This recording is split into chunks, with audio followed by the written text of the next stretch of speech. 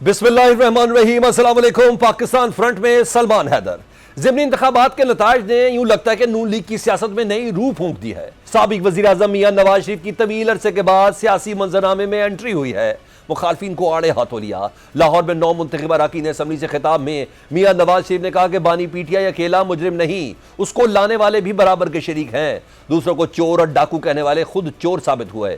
फितना फसाद जलाओ गिराओ के माहौल में कौन सी कौम तरक्की करती है।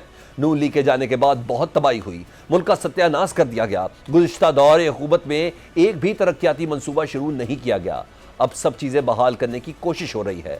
पाकिस्तान को हमने इखलाकी मुआशरती दिवालियापन से भी बचाया है। मियां नवाज शरीफ ने कहा कि गुज़िश्ता दौरे हुकूमत में मुल्क में सिर्फ तबाही आई, बद तहजीबी का कल्चर आम किया गया। मुल्क दिवालिया होने के दहाने पर पहुंच गया था। ज़िमनी इंतखाबात में लोगों ने कारकर्दगी को वोट दिया। नफरत फसाद और फितने को ज़िमनी इंतखाबात में शिकस्त हुई। इलेक्शन का बाइकआउट करने वाले खुद इलेक्शन में हिस्सा लेकर हार गए। बहुत तबाही फैली है हमारे जाने के बाद।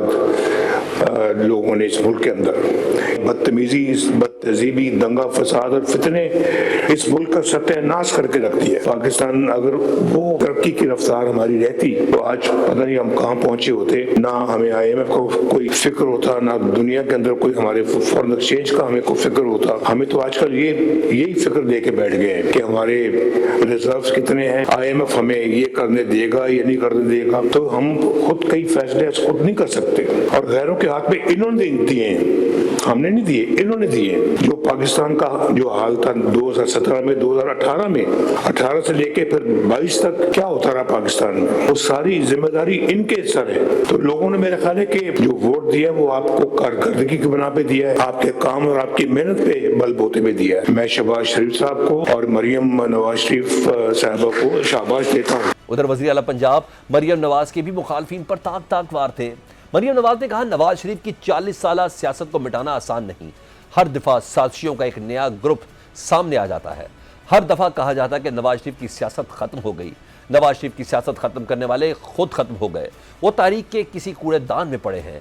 कोई नहीं जानता जलावतनी समेत हमने हर तकलीफ बर्दाश्त की। हमने खिदमत करना किससे सीखा है। मरियम नवाज ने कहा, PTI के 4 साल तारीख के बदतरीन साल हैं जो हमेशा याद रहेंगे। 4 बरस में सियासत को दागदार किया गया, सियासत को जाती दुश्मनी में तब्दील किया गया, मुखालफिन को जेलों में डाला गया।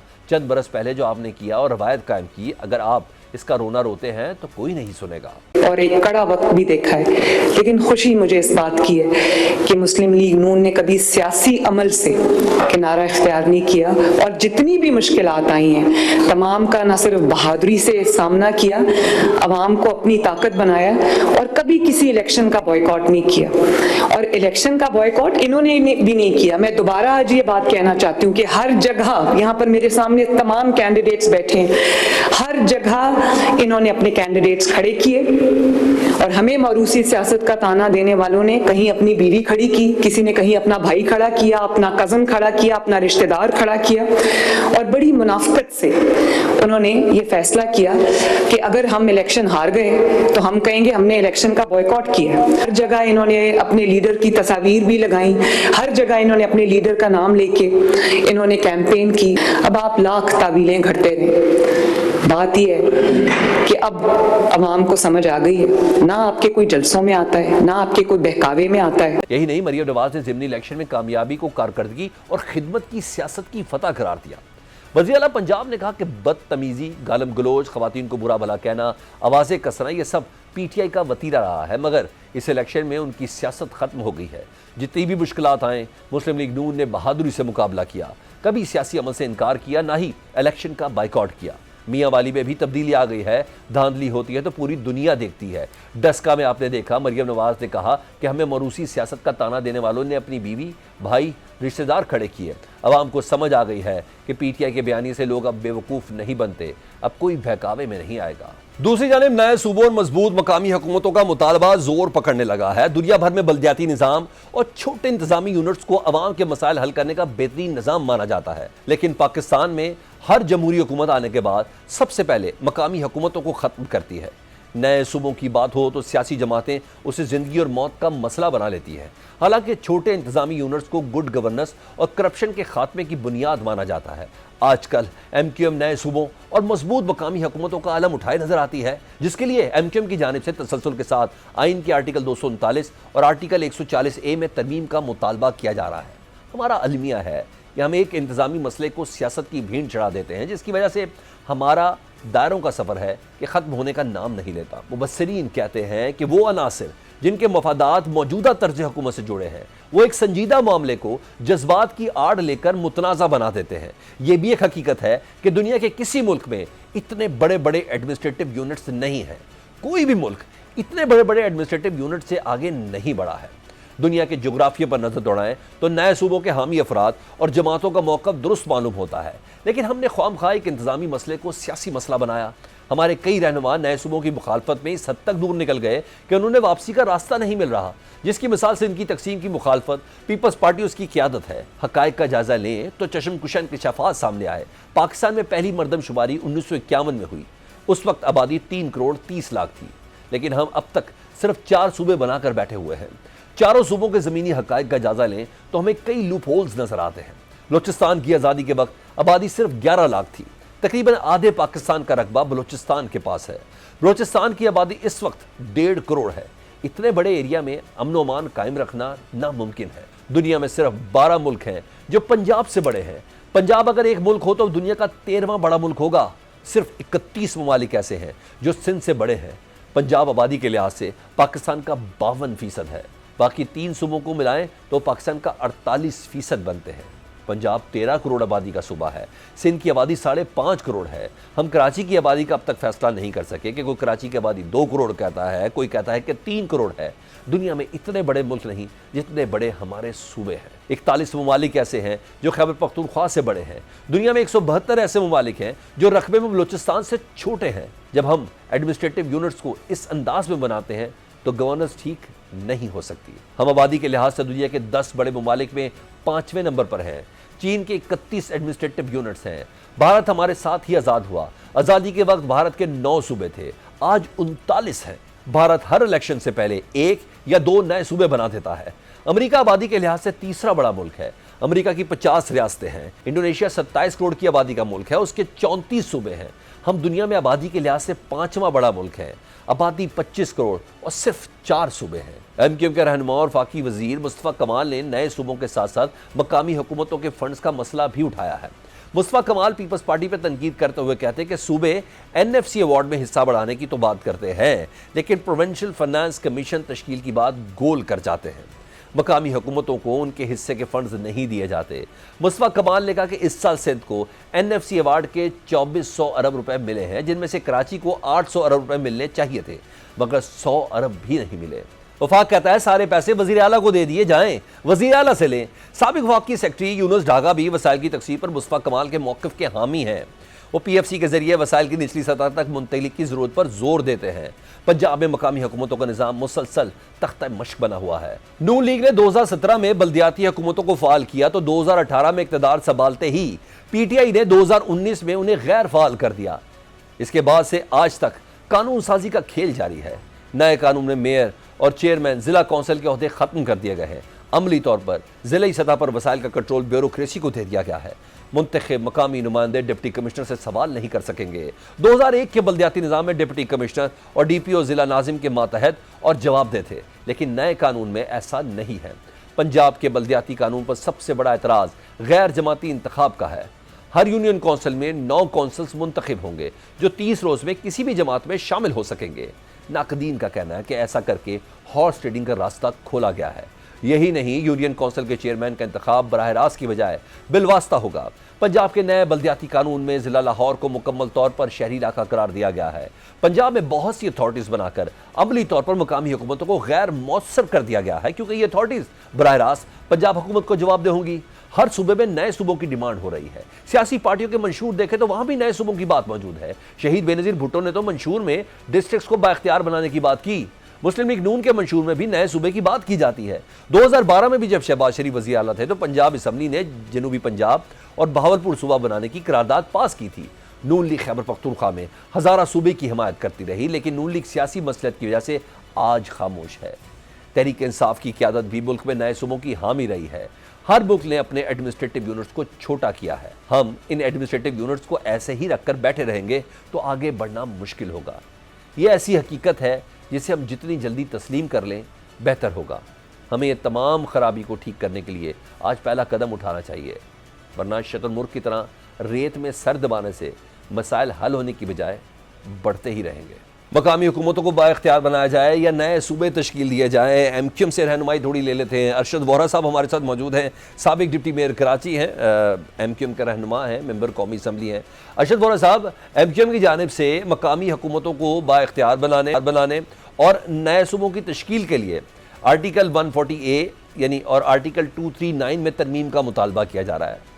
ये बताइएगा गुड गवर्नेंस के लिए कौन सा ऐसा अमल है जो फौरी करने की जरूरत है? देखिए, 140 is the very most important article. दोनों अपनी अपनी जगह इम्पोर्टेंट है, लेकिन 140A जो है वो एक किसी भी मुल्क में अगर जमहूरियत को और अवाम को एम्पावर करना है, अगर आपको एम्पावरमेंट टू द पीपल करना है, तो फिर इसके लिए ज़रूरी है कि आर्टिकल 140A को उसके ट्रू सेंस में जो मुत्तहिदा कौमी मूवमेंट ने अपनी कॉन्स्टिट्यूशनल अमेंडमेंट जमा करवाई है वो मंजूर होनी चाहिए। उसकी मंजूरी ऐवान से बहुत ज़रूरी है। और उसके देखें उसमें असर आप इख्तियार जो दे रहे हैं वो आवाम को दे रहे हैं।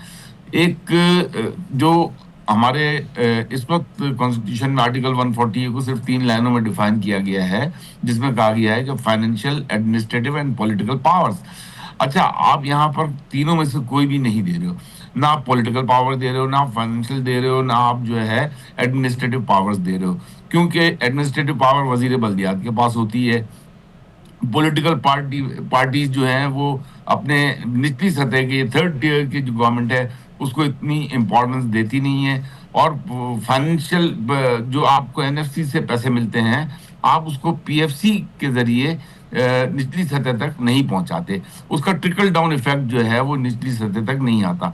तो ये बहुत ज़रूरी है, एक एक चीज़ को डिफाइन करके एक एक चीज़ को जो है मुत्तहिदा कौमी मूवमेंट ने बड़ा क्लियरली जो है वो इस अमेंडमेंट में पेश किया है। अरशद वोहरा साहब, कतई नज़र इस बहस के कि कराची क्या दे रहा है और उसको सर्व किस तरीके से किया जा रहा है, कराची सिंध नहीं है ना, और इसी तरह कोयटा सिर्फ बलूचिस्तान नहीं है, इसी तरह लाहौर सिर्फ पंजाब नहीं है, इस तरह पेशावर सिर्फ KPK नहीं है ना। MQM ये होगा मुमकिन कैसे? चाहे इसके वक्त की ज़रूरत है, समझ में भी आ रही है और ग्राउंड हकायक भी ये है, दुनिया की सारी एग्जाम्पल्स भी हमने दी हैं। MQM का ये मुतालबा 26वीं आईनी तरमीम में भी था, नहीं पूरा हुआ। 27वीं आईनी तरमीम में अब सूबों का क़याम हो या आर्टिकल 140 में तरमीम, ये होना तो तभी है ना जब इत्तफाक़ राय पैदा हो। MQM होपफुल कितनी है कि कम से कम 28वीं तरमीम में उनके मुतालबात पूरे हो जाएंगे? देखिए, 140A के लिए तो we are very much hopeful. 140A के लिए प्राइम मिनिस्टर साहब ने पहले दिन भी स्पीच की और आखिरी दिन भी कंक्लूडिंग स्पीच में दोबारा से उन्होंने टाइम मांगा स्पीकर साहब से और दोबारा ऑन द फ्लोर उन्होंने कहा कि आर्टिकल 140A जो है अगली आइंदा तरमीम में हम ले लेंगे। और MQM ने जो है तमाम सियासी जमातों के साथ बैठ के उनके साथ बातचीत की है, उनके साथ थ्रेड बेस्ड डिस्कशन किया है और उसके बाद फिर तकरीबन तमाम पार्टियां ही उस पर एग्री थी आर्टिकल 140A की तरमीम पर। इवन पीपल्स पार्टी के भी काफ़ी लोग उस पर एग्री थे, PTI के लोग भी एग्री थे, बट अनफॉर्चुनेटली पीपल्स पार्टी ने उस वक्त उसको नहीं माना और पीपल्स पार्टी ने ये कहा कि हम इस पर बैठकर डिस्कस करेंगे। तो अब ये प्राइम मिनिस्टर की जिम्मेदारी बनती है पीपल्स पार्टी के साथ, हमें बैठकर, पीपल्स पार्टी को चाहिए हमारे साथ बैठकर इस पर डिस्कस कर ले। हम ये नहीं कहते कि ये जो है ना कोई पत्थर की लकीर है, अगर इसमें कुछ चीज़ें चेंज होनी है जिससे कि आवाम को फ़ायदा हो तो we are ready to do that. ठीक, बहुत शुक्रिया अरशद वोहरा साहब। पीपल्स पार्टी से भी बात कर रहे थे, आपका इस सिलसिले में यही ख्याल है कि सिर्फ एक मिल के अगर गुफ्तगू कर ली जाए, बैठ के बात कर ली जाए तो बहुत सी चीज़ों में लचक भी हासिल हो सकती है।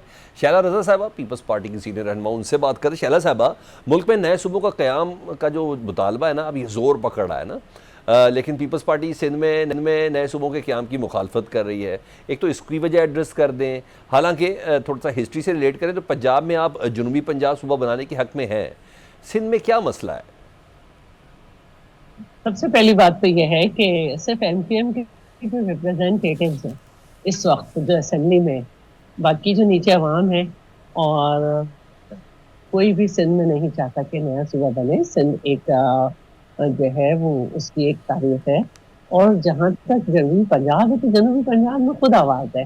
हम नहीं कह रहे, बल्कि 18वीं तरमीम के बाद जब डेलीगेशन आया था उसमें एमकेएम के भी लोग बैठे हुए थे, सिंध पंजाब से आया था, तो हमने कहा कि ये पंजाब का मामला है कि अगर वहाँ के जो है असेंबली में रेजोल्यूशन पास हो जाती है 2/3 मेजोरिटी से, तो आप बना सकते हैं अगर वहाँ के हैं। और यहाँ पर भी, तो यहाँ पर एमकेएम के वो लोग जो असेंबली में, नीचे पता नहीं एमकेएम के लोगों से हम कहते हैं तो वो, बल्कि सरदार शाह साहब हमारे साथ हुआ करते थे, बड़े ही पढ़े लिखे और बहुत ही सीनियर एमकेएम के, तो उन्होंने फ्लोर ऑफ द असेंबली बयान दिया था कि हम सूबा नहीं बनाएंगे। और इस वक्त भी सिंध असेंबली में कोई रेजोल्यूशन नहीं है, कोई आवाज नहीं है। तो सिर्फ पीपल्स पार्टी नहीं, सिंध में जो भी पार्टी है वो कोई सूबा बनाना नहीं चाहती। अच्छा, वो तो कह रहे हैं, अभी अरशद वोरा साहब से बात हो रही थी, बोले हम बैठ के बात करना चाहते हैं, हमसे बात तो कम से कम करें, किसी जगह पे कोई हार्ड एंड फास्ट रूल नहीं है, वो नहीं है। लेकिन एक और भी तो अपनी जगह पे है ना। मेरे टेक्निकल सवाल है, अगर कोई मैं सवाल तहरीक भी चला सकता है, अगर कोई सिंध में तहरीक भी चला सकता है कि उससे सूबा बनाना, चला के देख ले। ओके, अच्छा, वैसे सिंध की कुल आबादी तकरीबन है 5.5 करोड़, और सिर्फ पर्टिकुलर कराची की बात की जाए तो 2 करोड़ 40 लाख के करीब बताई जाती है। रेवेन्यू जनरेशन में भी कराची का कंट्रीब्यूशन सबसे ज़्यादा ही है ना, लेकिन एनएफसी के तहत फंड पूरे सूबे में तकसीम होता है। कराची के टैक्स कराची के लोगों पर लगे, इसके लिए कराची को एक अलग इंतजामी यूनिट बनाने की ज़रूरत नहीं है? अच्छा, सबसे पहले तो मैं आपको ये बताना चाहती हूँ कि सिंध जो है वो वाहिद सूबा है जिसने जब गवर्नमेंट संभाली तो जो लोकल गवर्नमेंट की एग्जिस्टिंग उसकी मुद्दत पूरी हुई, उसके बाद सिंध ने मजीद उसको बेहतर करके नया एक्ट बनाया। उसमें एमकेएम ने जो भी तरमीम चाही अदालत के जरिए, वो भी हमने उनको मौका दिया और हमने बिल्कुल उसको की। फिर हमने इलेक्शन कराए जिसमें एमकेएम ने हिस्सा नहीं लिया। फिर सिंध हुकूमत ने पीएफए किया, प्रोविंशियल फाइनेंस अवार्ड 2023 में, जिसकी वजह से टाउन्स में इतना पैसा गया कि अभी थोड़े दिन पहले जो एक बहस छिड़ी हुई थी पंजाब और सिंध के दरमियान, तो बाकायदा इनवाइसेस शो की गई कि 27 बिलियन से ज्यादा टाउन्स को गई हैं और जमात इस्लामी ने क्यों नहीं काम कराया और ये वो सारा। तो माशाल्लाह सिंध में सबसे ज्यादा पैसा कराची में खर्च हो रहा है। और सिंध हुकूमत पूरी दुनिया में मोहतरम है, एशिया में खासतौर पे सिंध, भारत के गुजरात के साथ साथ सिंध जो है पाकिस्तान में एशिया में 6ठे नंबर पे है, जो पब्लिक प्राइवेट पार्टनरशिप में सबसे ज्यादा काम कर रहा है। और हमारी गारंटी भी वफाक की हर हुकूमत ने दी है, और जो अपना पैसा इन्वेस्ट कर रहे हैं वो मुस्तकिल इन्वेस्ट कर रहे हैं हमारे साथ, कि वो हम सही रुख में पैसे लगा रहे हैं।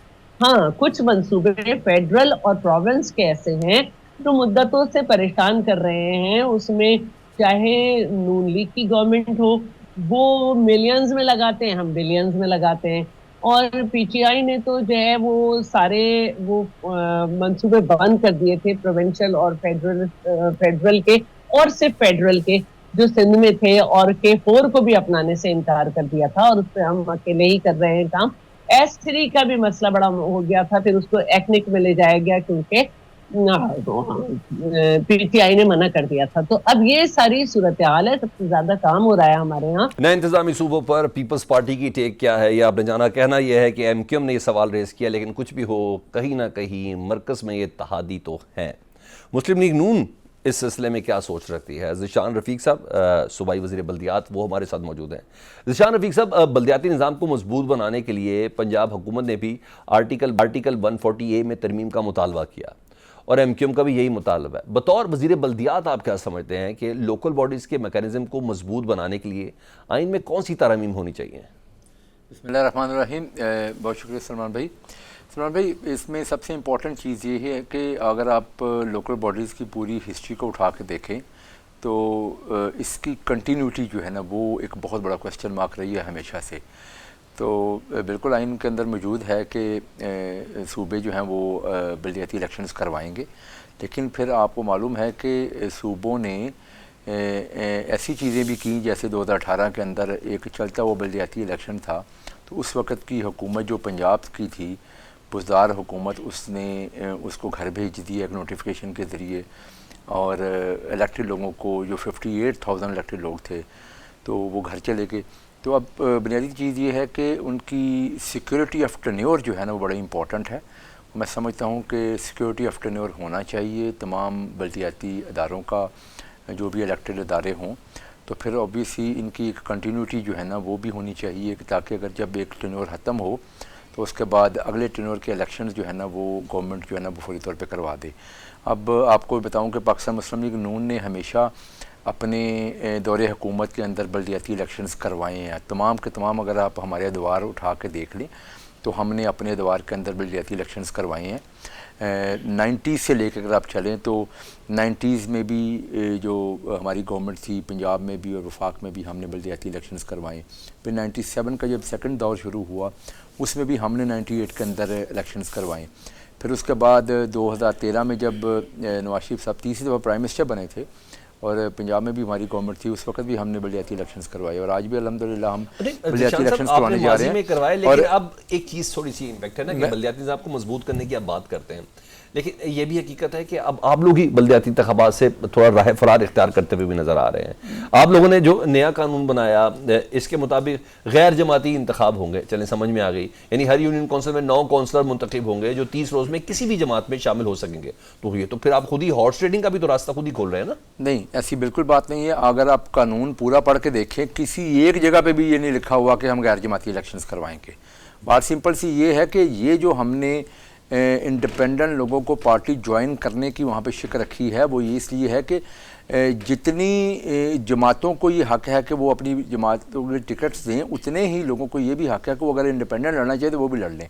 तो ये सिर्फ़ और सिर्फ उन लोगों के लिए है जो इंडिपेंडेंटली इलेक्ट होंगे, उनके लिए ये रखा गया है कि वो अगर जमात ज्वाइन करना चाहें, वो भी हमने कंपल्सरी नहीं रखा।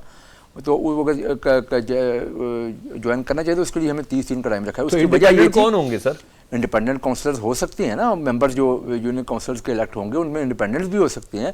हर बल्दियाती इलेक्शन जो होता है ना, वो आपको मालूम है कि गली महल्ले की सियासत होती है। उसमें लोग अपने ताल्लुकात की बेस के ऊपर, अपनी बरादरियों की बेस के ऊपर जो है इलेक्शन लड़ते हैं और लड़के जीत के आते हैं।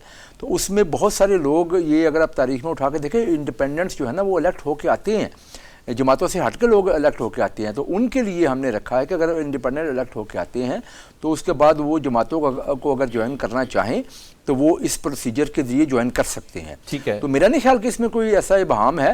ये बिला वजह की एक जो है ना वो चीज़ फैलाई जा रही है कि जी गैर जमाती इलेक्शन करवाए जा रहे हैं। बिल्कुल ऐसी बात नहीं है।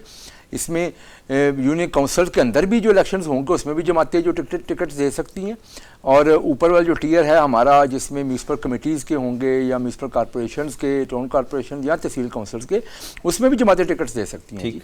अच्छा निशान साहब, एक दूसरी बहस भी है ना, नए सूबे बनाने का मुतालबा जोर पकड़ा है। हिस्ट्री है 2012 में जब शहबाज शरीफ साहब वज़ीर आला थे ना, तो पंजाब असम्बली ने जनूबी पंजाब सूबा, बावलपुर सूबे जैसे बनाने की करारदाद पास भी की थी। क्या अब भी आप लोग समझते हैं कि पंजाब को 3 सूबों में, कम से कम 3 सूबों में डिवाइड करना चाहिए? देखिए, मैं आपको एक बात बताऊं कि जब ये नए सूबों की बहस का आगाज़ किया जाता है या आगाज़ होता है, तो इसके ऊपर जो बुनियादी चीज़ जो सूबों की हमायत में लोग बात करने वाले वो कहते हैं कि इससे गवर्नेंस बेहतर होती है।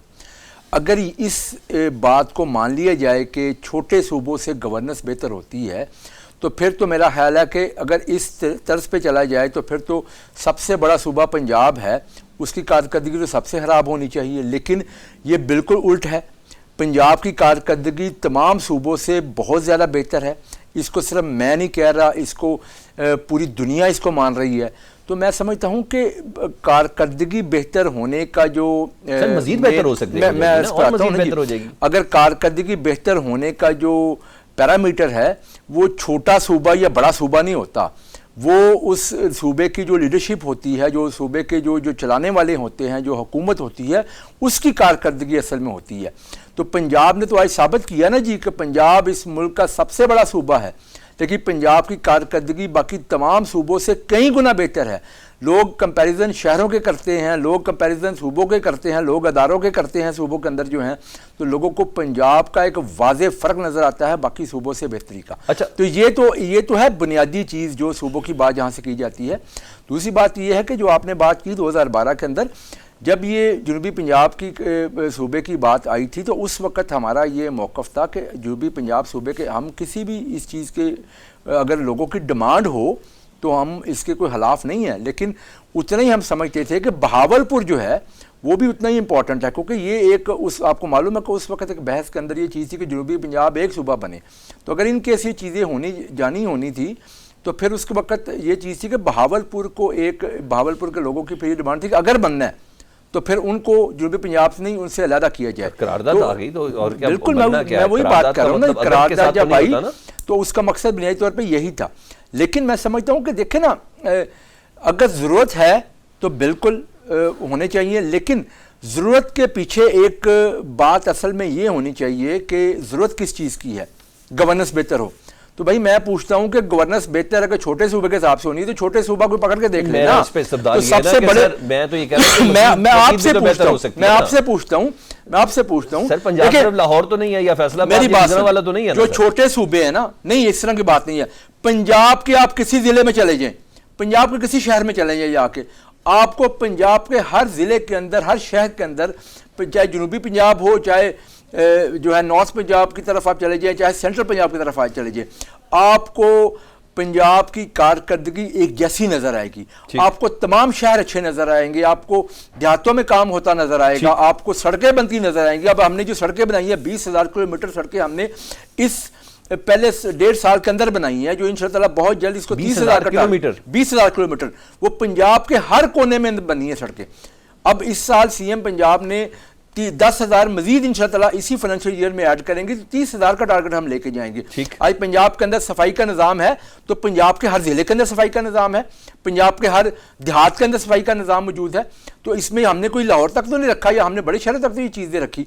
तो बात करने की ये है कि ये परफॉर्मेंस को जो है ना, बड़े छोटे बनाने में कोई हर्ज भी नहीं है। मैं पंजाब के अंदर लोग मुतमिन है, पंजाब के अंदर लोगों को कारकर्दगी जो है ना उसके असरात उनके समरात लोगों तक पहुंच रहे हैं, हर शख्स को समरात पहुंच रहे हैं। तो इसका मतलब ये कि पंजाब के अंदर तो लोग बिल्कुल मुतमिन है। अभी बाई इलेक्शंस हुए हैं, इन बाई इलेक्शंस के अंदर पंजाब के लोगों ने अल्हम्दुलिल्लाह जो पाकिस्तान मुस्लिम लीग नून की और खास तौर पर मैं समझता हूँ कि मरियम नवाज शरीफ साहबा की जो लीडरशिप के और उनके जो कारकर्दगी थी उसको जिस तरीके से उन्होंने वोट दिया है, सराहा है लोगों ने, तो वो एक अपनी मिसाल आप है जी। नहीं, आज तो नवाज शरीफ साहब ने भी कह दिया है, मैं तो काम करता था, ये दोनों मुझसे आगे निकल गए हैं, इससे बड़ी क्या बात हो सकती है। बहुत शुक्रिया, उनके लिए भी वैसे फखर, बहुत शुक्रिया रफीक साहब।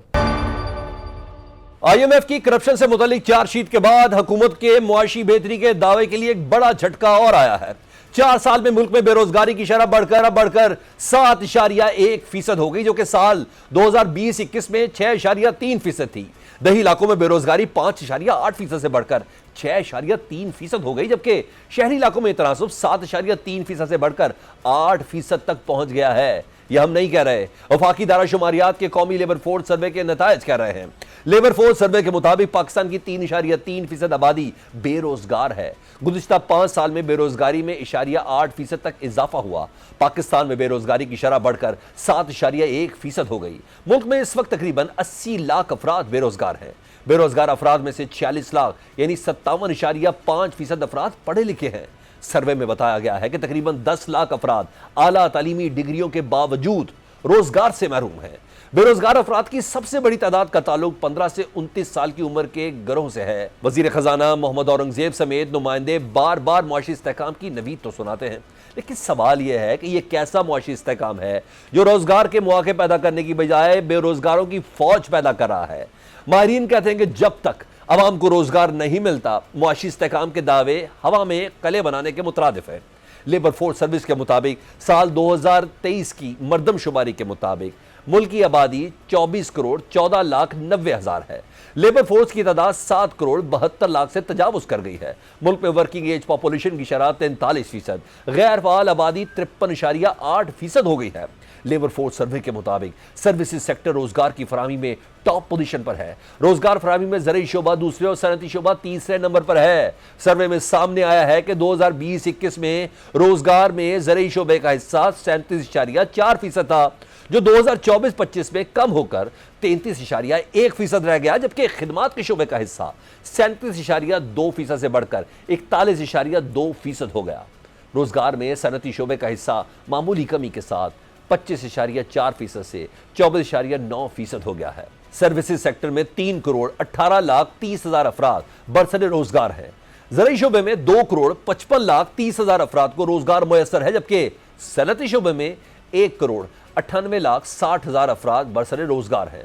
वजीर खजाना मोहम्मद औरंगजेब और वजीर मनसूबाबंदी अहसन इकबाल बढ़ती आबादी को मुल्की मईशत के लिए बड़ा चैलेंज करार दे चुके हैं। अहसन इकबाल ने कहा, आबादी में इजाफे की मौजूदा रफ्तार बरकरार रही तो आने वाले बरसों में मुल्क को बड़े समाजी और मुआशी चैलेंजेस का सामना करना पड़ सकता है। आबादी में तेज रफ्तार इजाफे ने कौमी इमरजेंसी की सूरत इख्तियार कर ली है, जिस पर फौरी काबू पाना नागुज़ीर है। उन्होंने खबरदार किया कि अगर आबादी में इजाफे पर काबू ना पाया गया तो 2040 तक मुल्क की आबादी 40 करोड़ तक पहुंच जाएगी। वजीर खजाना कहते हैं, आबादी में मुसलसल इजाफा मुल्क के वसाइल को निगल रहा है। इस पर काबू पाने के लिए हमें जंगी बुनियादों पर इकदामात करना होंगे। दूसरी जानिब वर्ल्ड बैंक पाकिस्तान की मुआशी तरक्की की मौजूदा रफ्तार को गुर्बत में कमी के लिए नाकाफी करार दे चुका है। रिपोर्ट में यह भी कहा गया है कि हर साल पाकिस्तान में 16 लाख नौजवान रोजगार हासिल करने के लिए मार्केट में आ रहे हैं, लेकिन मुआशी तरक्की की मौजूदा रफ्तार रोजगार के नए मौके पैदा करने के लिए काफी नहीं है। रिपोर्ट के मुताबिक पाकिस्तान की मुआशी शरह 3% नमू रहने की तवक्को है। अगले साल मुआशी तरक्की बढ़कर 3.4% तक जाने का इम्कान तो है।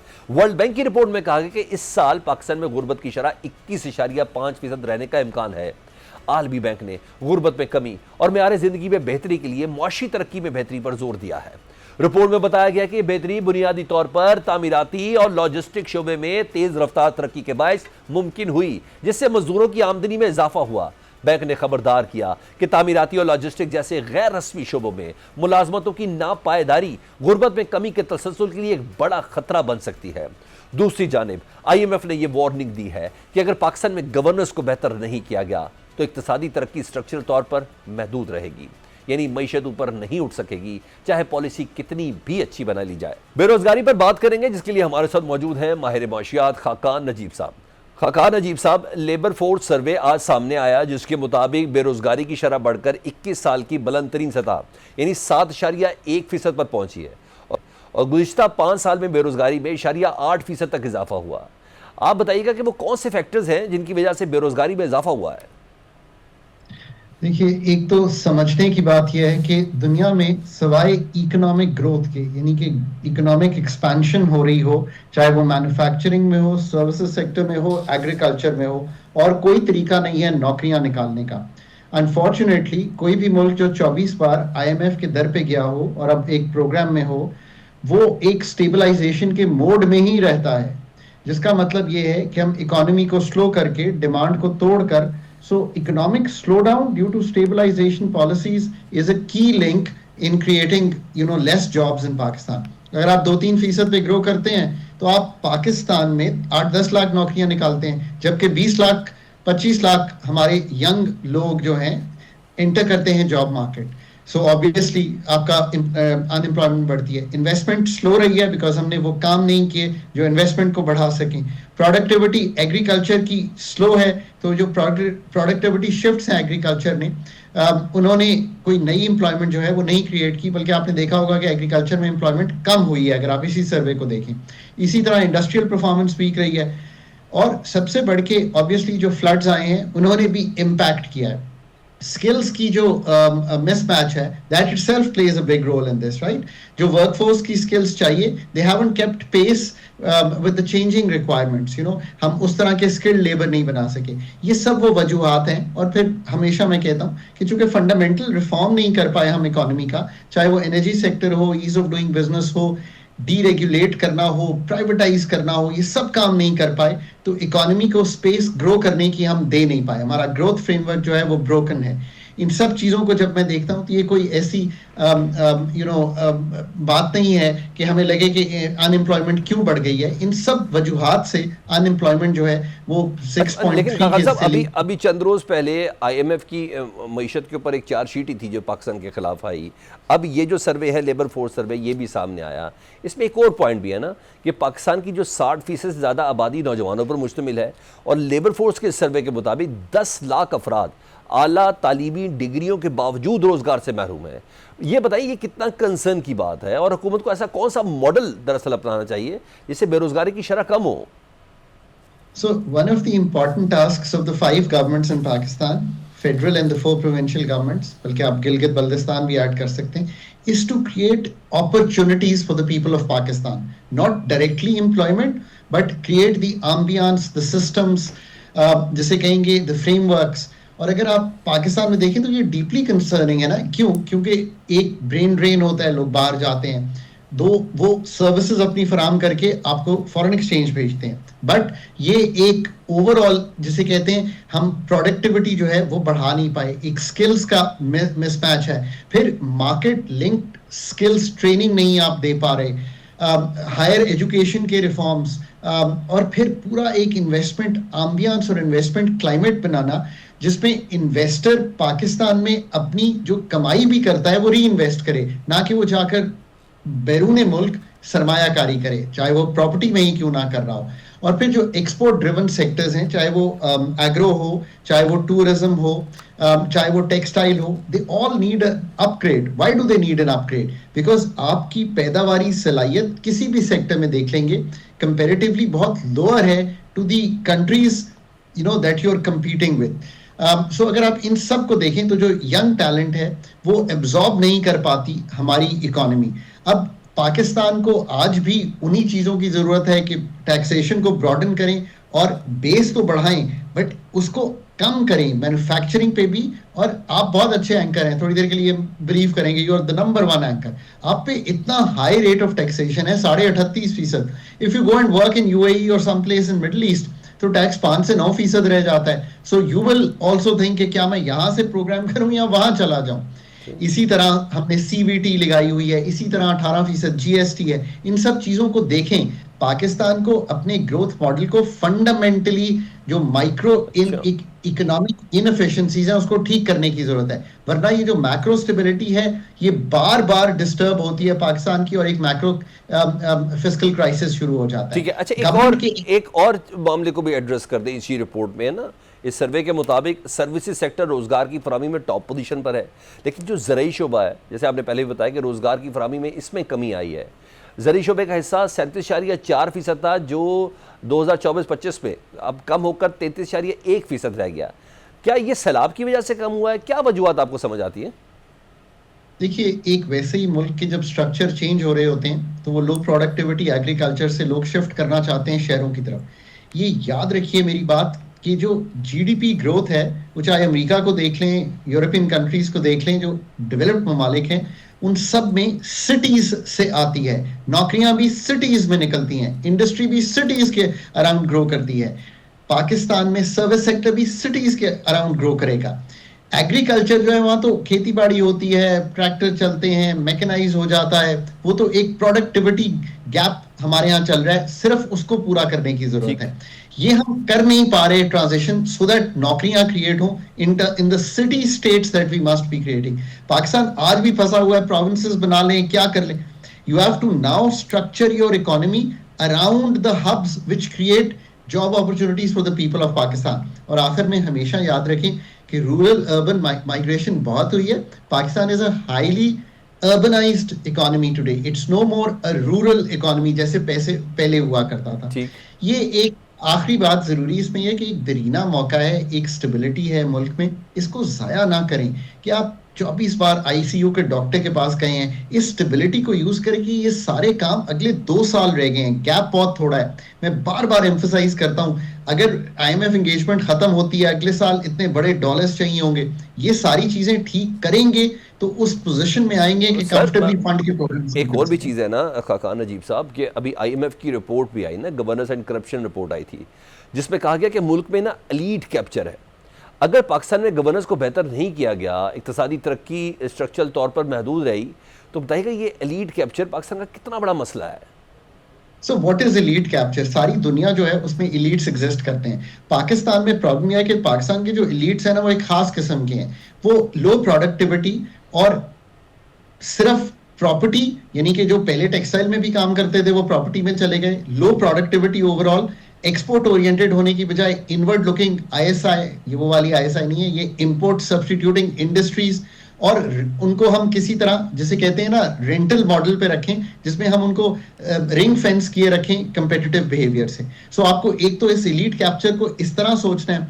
नंबर 2, एलीट इन्होंने ही, यानी कि 3 सेक्टर्स उन्होंने मेंशन किए हैं। सीमेंट मेंशन किया है, ये आईपी पावर सेक्टर मेंशन किया है, और फर्टिलाइजर मेंशन किया है, और शुगर मेंशन किया है। ये जो 3-4 सेक्टर हैं, इनका एक अनड्यू इन्फ्लुएंस है इन दी ओवरऑल पॉलिसी मेकिंग। सो कहने का मकसद यह है कि उस इन्फ्लुएंस को अगेन पब्लिक सेक्टर को जितना अपग्रेड करेंगे, जितना रिसर्च ओरिएंटेड करेंगे, वो कम होगा। और एक तीसरी भी एलीट है पाकिस्तान में, जिसने पाकिस्तान की जो ये चीज है ना, हम एक ब्रिटिश राज के मॉडल पर एक एग्जीक्यूटिव को चला रहे हैं, जिसका काम मैनेजरियली या रिसर्च ओरिएंटेड चेंजेस लाना नहीं था, बल्कि एक एडमिनिस्ट्रेशन करना था लोगों पर।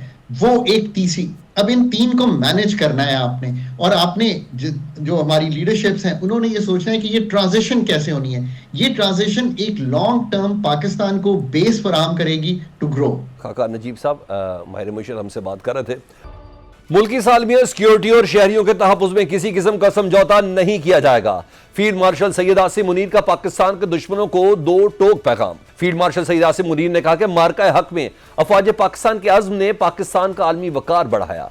हमारी बड़ी ताकत कौमी वादत है, दुश्मन के अज़ाइम नाकाम बनाएंगे। बैरूनी हिमायत याफ्ता शिद्दत पसंदी प्रोपेगेंडे की जंग के बावजूद मुसल्लह अफवाज पुरज़्म है। नेशनल सिक्योरिटी वर्कशॉप के शुरका से खिताब में फील्ड मार्शल ने कहा कि खित्ता जियोपॉलिटिकल कशमकश, सरहद पार दहशतगर्दी से गुजर रहा है। खित्ते में हाइब्रिड खतरात बढ़ रहे हैं। बैरूनी हिमायत याफ्ता शिद्दत पसंदी और इंफॉर्मेशन वॉर के बावजूद अफवाज, कानून नाफिज करने वाले इदारे आला पेशावराना महारत से कौमी दिफा यकीनी बना रहे हैं। उन्होंने जोर दिया कि हमारी सबसे बड़ी ताकत कौमी यकजहती में है और हम सब मिलकर दुश्मनों के शैतानी मंसूबों को शिकस्त देंगे। शुरका ने chief of army staff field marshal Syed Asim Munir से खसूसी नशस्त में तबादला ख्याल भी किया। आर्मी चीफ ने खित्ते के तब्दील होते सिक्योरिटी माहौल का जिक्र किया। इस मौके पर सिक्योरिटी वर्कशॉप के शुरका को गैर कानूनी सरगर्मियों के खिलाफ जारी कौमी इक़दामात पर ब्रीफ किया गया, जिनमें स्मगलिंग, मुनशियात की स्मगलिंग और मुनज़्ज़म जराइम पेशा नेटवर्क शामिल है, जो सलामती पर मनफी असर डाल रहे हैं। सरहदी कंट्रोल्स में बेहतरी और गैर कानूनी गैर मुल्कियों की मुल्क वापसी के बारे में अपडेट्स भी शेयर की गई, जिनका मकसद दाखिली नज़्म ज़ब्त कायम रखना और कौमी मफादात का तहफ़्फ़ुज़ करना है। सेशन के अख्ताम पर फील्ड मार्शल सैयद आसिम मुनीर ने वफाकी और सूबाई हुकूमतों की मुआवनत के लिए पाकिस्तान आर्मी की वाबस्तगी को दोबारा दोहराया। कहा, पाक फौज वफाकी और सूबाई हुकूमतों के साथ ताउन जारी रखेगी। अमन, इस्तेहकाम और खुशहाली के लिए मुश्तरका कोशिशें बड़ी अहमियत रखती है। फील्ड मार्शल सैयद आसिम मुनीर ने कहा कि मरबूत कौमी इक़दामात और इदारा जाती हम आहंगी देरपा अमन, इस्तेहकाम और खुशहाली के लिए नागुज़ीर है। पाक फौज इन मकासद पर किसी भी सूरत में समझौता नहीं करेगी। दूसरी जानिब पाकिस्तानी मुसल्लह अफवाज के आखिरी chairman chief of joint staff committee general Sahir Shamshad Mirza का 40 साला अस्करी कैरियर अपने अख्ताम को पहुंचा। तीनों अफवाज के चाको चौबंद दस्ते ने सुबुकदोश होने वाले chairman joint chief of staff committee को गार्ड ऑफ ऑनर पेश किया। ISPR के मुताबिक तकरीब में साबिक chairman joint chief of staff committee और तीनों मुसल्लह अफवाज के सीनियर अफसरान ने शिरकत की। जनरल साहिर शमशाद मिर्जा ने मादरे वतन के दिफा में पाक फौज की लाजवाल कुर्बानियों को जबरदस्त खराज तहसीन पेश किया। जनरल साहिर शमशाद मिर्जा ने मुसल्लह अफवाज के शोहदा और उनके खानदानों को भी खराज अकीदत पेश किया। अलविदाई तकरीब से खिताब में जनरल साहिर शमशाद मिर्जा ने कहा कि मजबूत कौमी दिफा कौमी सलामती का बुनियादी सतून है। उन्होंने कहा कि मुल्क का दिफा नाकाबिल तस्खीर है। बहादुर अफसरान और नौजवान दिफा वतन को मजीद मुस्तहकम बनाने के लिए हर दम तैयार है। पाकिस्तान फ्रंट से सलमान हैदर को इजाजत दीजिए। अल्लाह हाफिज।